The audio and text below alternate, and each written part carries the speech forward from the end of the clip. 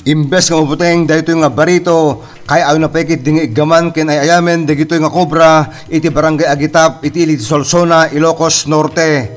Kas nagangay kanong amin laing nga taraken daytoy agsibod tawan na pulos ti amak na amakagat malaksit iti panangyok korna inang gunapay daytoy itingiwat dagiti kobra. Kuna ni John Lloyd de la Cruz isukano ti amo dagitoy nga uleg. Kas dala kanong amin mabilin agsibod ta amin nga ibagana ketong palenda. Pipili ti oleg. Idi ben sir? Udong kapay. Mo tawin mo idi. 16 sir? 16? 15 sir? Kaano mo natili dito doon nga kobra? Hindi pa lang sir. Jay. Taltalon sir. Taltalon. Idi nakita mo inaanom. Naguhid ko sir. Naguhid mo tapos kinamat ko sir. Okay, idi nakamat mo.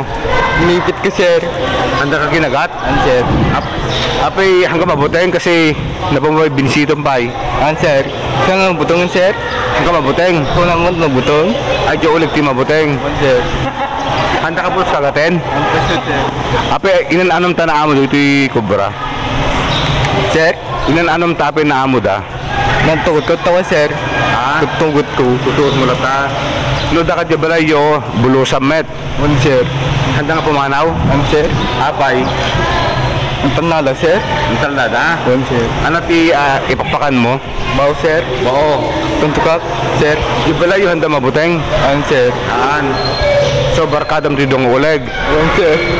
Kung natin iti eksperto saan kultuladin daytoy agsibot delikado kay mabaling payong ipatay numahagat itiya kobra.